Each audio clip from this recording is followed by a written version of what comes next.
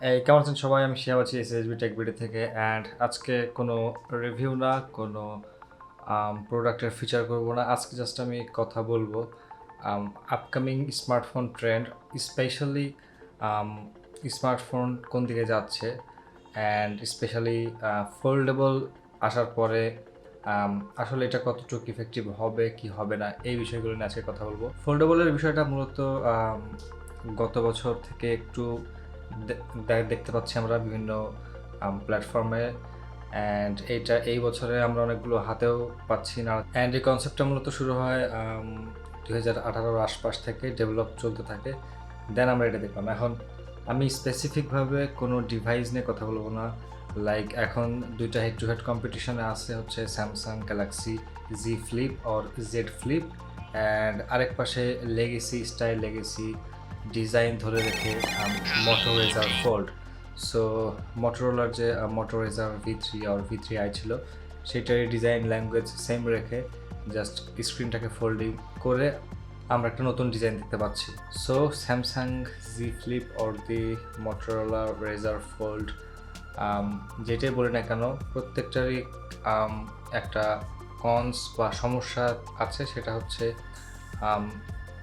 ডিসপ্লেকে বা ডিসপ্লে যে এলিমেন্টসগুলো দিয়ে তৈরি হয়, সেই এলিমেন্টসগুলোকে ভাঁজ করা যাচ্ছে ঠিকই, বাট এখন পর্যন্ত আমরা এই ধরনের কোনো কাঁচ বা গ্লাস পাইনি যেটাকে সম্পূর্ণভাবে একদম এরকম পাতার মতো করে ভাঁজ করতে পারবো। অ্যান্ড সেইটা না পারার কারণে এই পর্যন্ত সেরকম কোনো কাজ তৈরি করতে না পারার কারণে যে সমস্যাটা হয়েছে, আমরা ফোল্ডেবল ফোনগুলো বানাচ্ছি, বাট ফোল্ডেবল ফোনগুলোর উপরে যে প্রোটেকশন লেয়ারটা দেওয়া হচ্ছে, সেটা মূলত কিছু কিছু ফোনে প্লাস্টিক প্রোটেকশন লেয়ার দেওয়া হচ্ছে, যেমন মোটোরোলার রেজার ফোল্ডে। স্যামসাং ক্লেম করতেছে স্যামসাংয়ের জি ফ্লিপ যেটা আছে, এইটাতে তারা গ্লাস দিচ্ছে, বাট মজার ব্যাপার হচ্ছে তারা গ্লাস একটা গ্লাস নামে মাত্র হয়তো দিছে। গ্লাস দেওয়ার পরে গ্লাসের উপরে আবার একটা পলি যে প্রোটেকশনগুলো পাওয়া যায় সেগুলো তারা দিয়েছে। সো বেসিক্যালি তাহলে হোয়াটস দি পয়েন্ট? এখন যে সমস্যাটা হচ্ছে সেটা হচ্ছে আমরা অলরেডি ফোনকে কোনো রকমই একদম নিউবর্ন বেবির মতো করে ট্রিট করি না, ফোনগুলোকে খুবই রাফ অ্যান্ড টাফভাবে ট্রিট করি। And for that case including me, অনেকেই আমরা ফোনে কেস ব্যবহার করি, সামনে ফ্রন্ট যেটাকে আমরা প্রোটেকশন আগে ছিল, যেটা পলি বলতো অনেকে, পলিথিনের যে প্রোটেক্টিভ ফিল্ম পাওয়া যেত সেটা ইউজ করতাম, বাট বর্তমানে খুবই ভালো কোয়ালিটির ফ্রন্টে গ্লাস পাওয়া যায়, সেই গ্লাসগুলো ব্যবহার করছি যেন আমাদের মেইন যে স্ক্রিন বা মেইন যে ডিসপ্লেটা থাকে সেটা যেন ঠিক থাকে। সো অলরেডি ফোন ম্যানুফ্যাকচারগুলো যে গ্লাসটা দিয়ে দেয় তাদের ডিসপ্লেতে, সেটা অলরেডি অনেক ভালো অ্যান্ড স্ট্রং থাকে, যেমন Corning gorilla glass 5, gorilla glass 6, এই ধরনের scratch resistant and shatter proof টাইপের গ্লাস অলরেডি তারা দিয়ে থাকে, বাট আমরা তার উপরেও এক্সট্রা প্রোটেকশন বা এক্সট্রা কোনো কিছুর জন্য এরকম এই ধরনের একটা গ্লাস বা এরকম আমাদের ডিসপ্লেটাকে ভালো রাখার জন্য আসলে ব্যবহার করতেছি। প্রবলেম হচ্ছে এই ধরনের ফোল্ডেবল ডিসপ্লেগুলোতে সেইটার কোনো সুযোগ নাই। যদিও আমরা কোনো প্রোটেকশন লেয়ার ইউজ করতে চাই, তাহলে একমাত্র হচ্ছে যে পলিথিনের পলিফিল্ম যে প্রোটেকশনগুলো থাকে সেগুলো হয়তো ইউজ করতে পারবো। সো এত কথা না বলে মেইন কথায় আসি, সেটা হচ্ছে রিজিডিটি বা শক্ত সামর্থ্য কতখানি এই ফোনগুলো হচ্ছে। আসলে তেমন বেশি একটা শক্ত সামর্থ্য হচ্ছে না, বিকজ আমরা যেভাবে ডেইলি ফোনগুলোকে ব্যবহার করি, এই ফোনগুলো কতটুক সেই বিট আপটা নিতে পারবে সেইটা সবচেয়ে বড় কোশ্চেন। এখন অলরেডি এই ফোনগুলো প্রোটোটাইপ হিসেবে না এসে অলরেডি মেইন স্ট্রিম বাজারে আমরা এখন অলরেডি টাকা দিয়ে কিনতে পারতেছি। মেইন যে প্রবলেমগুলো আমরা ফেস করতেছি ফোল্ডেবল ফোনগুলোতে, সেটা হচ্ছে এর রিজিডিটি বা এটা কতটুকু ফ্রাজাইল হচ্ছে, সেই বিষয়গুলো নিয়ে। সো আমরা ফোনগুলোকে যেভাবে ডে টু ডে লাইফে ইউজ করি, খুবই বলা যায় রাফ অ্যান্ড টাফভাবে ইউজ করি, এই ফোল্ডেবল ফোনগুলো সেইটা কোনোভাবেই নিতে পারবে না, at least not for now. So and তারপরে প্রাইসের বিষয়টাও চলে আসে। ফোল্ডেবল ফোনগুলোর প্রাইসিং যেভাবে করা হচ্ছে, লাইক জি ফ্লিপের দাম তারা করছে লাইক $1,400, রেজার ফোল্ডের দাম তারা করছে অ্যারাউন্ড $2,000। এত প্রাইস দিয়ে আসলে এরকম ফ্র্যাজাইল ফোন কয়জন কিনবে? যারা একদম অনেক টাকা পয়সা যাদের বলে যে ছিনিমিনি খেলে বা তাদের কোনো চিন্তা নাই, তারা হয়তো এই ফোনগুলো আপাতত অ্যাট দিস স্টেজ কনসিডার করতে পারে, but average consumer not for them. But ফোল্ডেবলের অনেকগুলো ইমপ্লিমেন্টেশন আমরা দেখতে পাচ্ছি, যেমন স্যামসাং গ্যালাক্সি ফোল্ড যেটা ট্যাবলেট ক্যামেরা ফোল্ড করে স্মার্টফোন সেভাবে নিয়ে আসছি।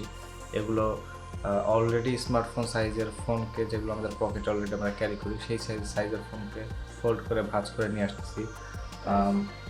রিসেন্টলি শাওমি Mi Mix আলফাতে যে একটা অদ্ভুত ধরনের একটা কাজ করছে, সেটা হচ্ছে তারা র্যাপ অ্যারাউন্ড ডিসপ্লে করছে, অ্যান্ড জাস্ট এই পেছনের যেই বারটা আছে, এই বারটা ছাড়া টোটালটা ডিসপ্লে, জাস্ট একটা প্রোটোটাইপ, বাট দেখতে অবশ্যই ভেরি কুল লাগতেছে।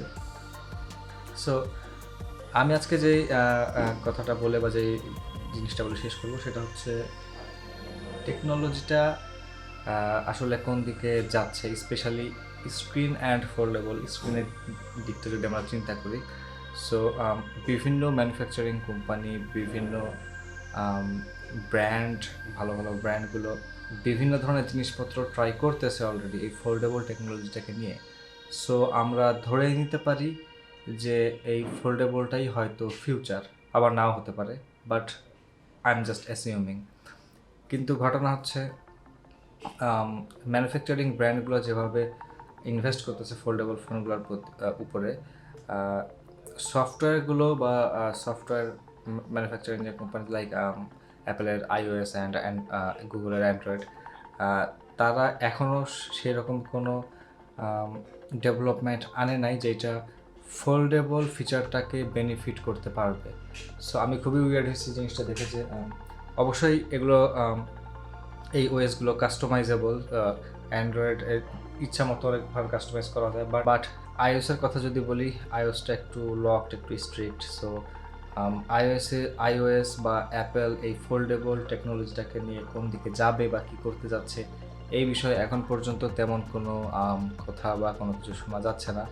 কিন্তু মজার ব্যাপার হচ্ছে আমি হোপফুলি আশা করতেছি, এতদিন পর্যন্ত ফোন লাইন আপ অনেকটা বোরিং অ্যান্ড অনেকটা সেম ছিল, বাট আশা করতেছি যে 2020-তে অ্যাপেল কিছু একটা ধামাকাদার কিছু একটা দেখাবে, সেটা ফোল্ডেবল অ্যাসপেক্টে হোক বা অন্য কোনো অ্যাসপেক্টে হোক। সো বেসিক্যালি আমি আজকে আসছিলাম আপনাদের সাথে বেসিক্যালি বকবক করতে আর ফোল্ডেবলের বিষয়ে একটু গল্প করতে। বাট ইন্টারেস্টিং ব্যাপার হচ্ছে ফোল্ডেবল নিয়ে অনেক কিছু চিন্তা করতেছে অনেক ম্যানুফ্যাকচারিং কোম্পানি, অনেক কিছু ভাবতেছে। সো সেইটা মাথায় রেখে আমরা অ্যাসিউম করতে পারি যে মেবি ফোল্ডেবলটাই ফিউচার হবে। যেমন Mi Mix আলফা আমার একটা জিনিস খুব ভালো লাগছে, যেমন সামনে যখন আমরা কন্টেন্ট দেখতেছি, অ্যাট এ কুইক গ্ল্যান্স আমরা যদি ব্যাটারি পার্সেন্টেজ, ওয়াইফাই পার্সেন্টেজ বা স্মল নোটিফিকেশনগুলো চেক করতে চাই, আমাদেরকে কোনো উপর থেকে বার টেনে, যেটাকে নোটিফিকেশন বার বলে, ওটাকে টেনে সোয়াইপ আপ করে কোনো কিছু চেক করা বা টাইম চেক করা, যখন আমরা ফুল স্ক্রিনে কোনো মুভি দেখতেছি বা গেমস খেলতেছি, এই ধরনের ফিচারগুলো, এই ধরনের জায়গাগুলোতে আমাদেরকে টাইম দেখতে জাস্ট আমি ফোনে গেম খেলতেছিলাম বা মুভি দেখতেছিলাম ফুল স্ক্রিনে, আমার টাইম দেখা দরকার, জাস্ট সাইডে আমরা টাইমগুলো দেখতে পাচ্ছি বা নোটিফিকেশন সাইটগুলো দিয়ে দেখতে পাচ্ছি। স্পেশালি আমি Mi Mix আলফাটা দেখে একটু বেশি হাইপড বা বেশি এক্সাইটেড হয়ে গেছিলাম, because of the mechanism. Samsung Galaxy Z fold and মোটরোলার যে ফোল্ডটা ছিল, সেটা হচ্ছে একদম জাস্ট স্ক্রিনটা একদম ফুল এইভাবে ভাঁজ করা। সো যার কারণে স্ক্রিনের প্রোটেকশনের ব্যাপারটা খুব একটা স্ট্রং হয় নাই। হিঞ্জে প্রবলেম হচ্ছে, মাঝখানে ক্রিজ দেখা দিচ্ছে, ডিউরেবিলিটি, এগুলো নিয়ে অনেক প্রশ্ন থেকে যাচ্ছে। বাট মিমিক্স আলফাতে যে কাজটা করছে, অ্যাকচুয়ালি তারা দুইটা সেপারেট গ্লাস, সাইডগুলো একটু বেন্ডেবল করা গ্লাস, দুইটা সেপারেট গ্লাস উপরে উপরে লাগাই দিছে, মাঝখান দিয়ে আরেকটা থিন কি বলবো ওটাকে, দুইটা গ্লাসকে যে জয়েন্ট করছে সেই জিনিসটা আছে। সো এই কনসেপ্টে ফোন যদি বানানো হয় তাহলে বলা যায় যে অ্যাটলিস্ট প্রোটেকশানে যে ভয়গুলো থাকে যে আমরা স্ট্রং কোয়ালিটির গরিলা গ্লাস বা এগুলো ফোল্ডেবল স্ক্রিনে দিতে পারছি না, এইভাবে ফোন বানাইলে সেই অ্যাসপেক্টটা ঠিক করা যায়। বাট প্রবলেম হচ্ছে আসলে এই রকম টাইপের ফোনের সামনেও ডিসপ্লে পিছনেও ডিসপ্লে, এই ধরনের ফোনের আসলে কতটুক হচ্ছে ইউজেবিলিটি বা কতটুক হচ্ছে এটাকে ইউটিলাইজ করা সম্ভব, নাকি আসলে this is just a gimmick or এটার কোনো পারপাস নাই, ইউজলেস পারপাস, অনেকগুলো প্রশ্ন থেকে যায়। মিস্টার হুজ দি বস অনেকগুলো কনসেপ্ট অলরেডি শেয়ার করছেও যে আমরা দুইটা ফোনকে দুই সাইডের স্ক্রিনকে দুইটা আলাদা আলাদা ফোন হিসেবে ইউজ করতে পারবো। আসলে পসিবিলিটিস অনেক রকম, বাট আসলে ওই পসিবিলিটিসগুলোকে আসলেও কাজের, নাকি জাস্ট আমরা একটা স্ক্রিনেই সোয়াপ করে কাজগুলো করতে পারবো। যেমন আমি যদি আমার ওয়ান ভিশন, যদিও চোখ দুইটা বাট ভিশন একটা, one vision and one display দিয়ে একটা কাজ করি, আমার কী দরকার পড়ছে ফোনটা ঘোরায় উল্টা করে আবার কাজ করার, আমি যদি এই স্ক্রিনে সব চেঞ্জ করে করতে পারি। বাট আমার মতে কিছু কিছু পসিবিলিটিস আছে, যেমন if you are a mobile gamer and if you are a mobile streamer, then I think আপনি জাস্ট এই ফোনে গেম খেলতেছেন অ্যান্ড যখন আপনি এনিমি মারার পরে একটু ফাঁকা আছেন, আপনি আপনার টুইচ স্ট্রিম থেকে বা যেখানে স্ট্রিম করতেছেন সেই প্ল্যাটফর্ম থেকে আপনার ফ্যান বেসরা কী কমেন্ট করতেছে, আপনি জাস্ট ফোনটা ঘুরে পিছনে চেক করে নিতে পারলেন অ্যান্ড দেন আপনি আপনার ফ্যানদের সাথে চ্যাট করলেন। সো আছে অনেক ধরনের পসিবিলিটি আছে।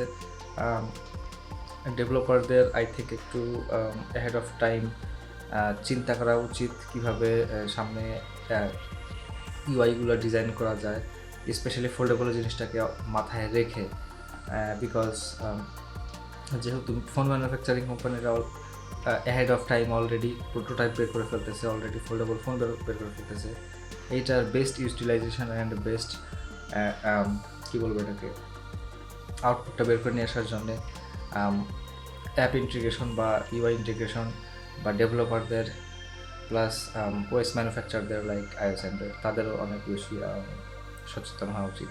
সো এনিওয়ে গাইজ আর গল্প করবো না, জাস্ট আপনাদের সাথে একটু চ্যাট করতে বা গল্প করতে আসছিলাম, প্লাস আমার কিছু থটস ছিল foldable phones, foldable screens and এই Xiaomi Mi Mix Alpha এই ক্রেজি ডিজাইন নিয়ে। সো এগুলো জাস্ট আপনাদের সাথে শেয়ার করা ছিল। Anyway guys, ভালো থাকবেন, stay tuned, stay awesome, and I'll see you guys in the next one.